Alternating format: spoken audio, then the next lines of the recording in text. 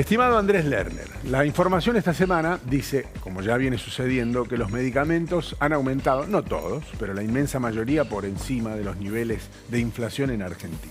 Sí, sobre todo los medicamentos que más consumimos, ¿no? Y eso es lo más preocupante. La información surge de un relevamiento que hizo el Centro de Profesionales Farmacéuticos y que justamente pone en eje esto, que ya estamos con una inflación muy acelerada y que la inflación además se profundiza y se hace aún más fuerte en cuestiones que tienen una demanda, lo que se llama en economía inelástica, ¿no? Como son los alimentos y los medicamentos, es decir, son bienes que vos no podés dejar de consumir.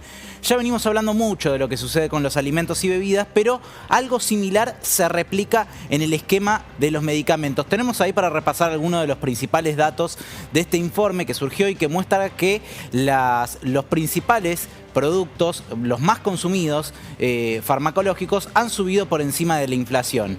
En este caso estamos hablando de una suba del 45%, esto en lo que hace a el mes de enero hasta el mes de agosto. Fíjate que entre enero y septiembre los medicamentos más usados aumentaron 45%, claro, y la suba estuvo 8% por encima del IPC.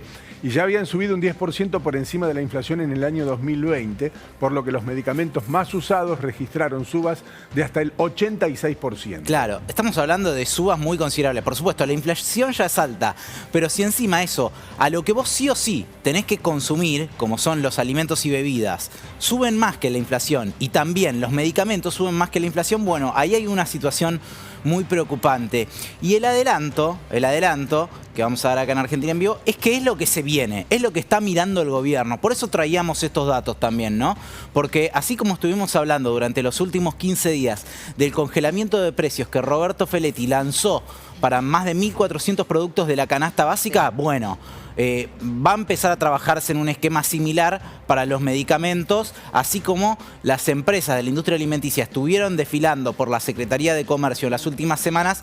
Me parece que los principales laboratorios ahora también van a ser citados a dialogar sobre este tema, sí, a ver qué es lo que va a suceder con los precios. Mira, a ver, todos creo que tenemos un abuelo, una abuela, alguien conocido, un jubilado en la familia, y que lamentablemente es tal cual lo decís.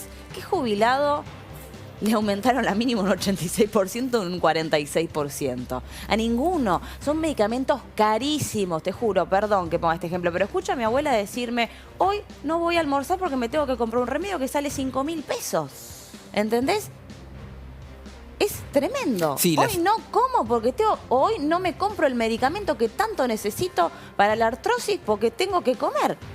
Los abuelos están eligiendo entre comer o comprarse medicamentos. Si no tienen la ayuda de un hijo, una hija, un nieto, una nieta, esto es insostenible. Sí, la situación es dramática porque sí, la jubilación mínima, si bien ha ido empatándole a la inflación, en algunos casos también es verdad que quienes están bajo la órbita del PAMI han ido recibiendo mayor cantidad de medicamentos gratis. Pero igualmente también sabemos que son muy engorrosos los trámites para llegar a conseguir esos descuentos. Sí, no, y además, digo, no todo el mundo está bajo la órbita del PAMI. No. Y también hay muchos jubilados que cobran la mínima y no están bajo la órbita del PAMI.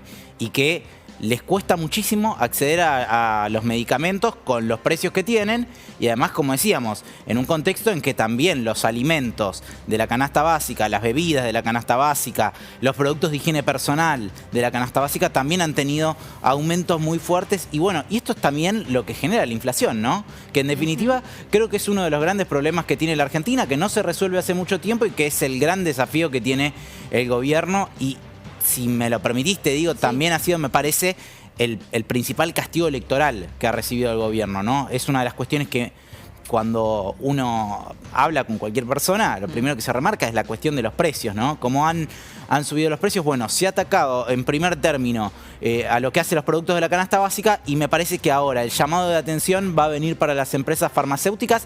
Recordemos lo que sucedió con los medicamentos de terapia intensiva cuando comenzó la pandemia. Hubo aumentos de hasta 3.500, 3.600%, ¿y esto fue por un aumento de costos? No. fue por una cuestión de oferta y demanda. De pronto había más necesidad de estos medicamentos porque la gente iba a parar a la terapia intensiva y estamos hablando de medicamentos, medicamentos. Era lo que se necesitaba para salvarle la vida a la gente. Exacto. Bueno, en muchos casos sufrieron aumentos que superaron el 3.000%, 3.500%, 3.600%. Vale decir que esto no pasó solamente en Argentina, sino que pasó en muchos países del mundo. Una situación de especulación absoluta. Me parece que tendría que ser un tema de campaña también, ¿eh? Sí, sí. Creo que el gobierno está tratando de llevar la agenda de los precios como una agenda fundamental, ¿no? Y las acciones que se están tomando desde la Secretaría de Comercio. Hay que ver, como siempre también las acciones que se toman desde la Secretaría de Comercio, hay que decirlo, son medidas de corto plazo. Porque el congelamiento de precios, en este caso los más de 1.400 productos, va a durar hasta el 7 de enero.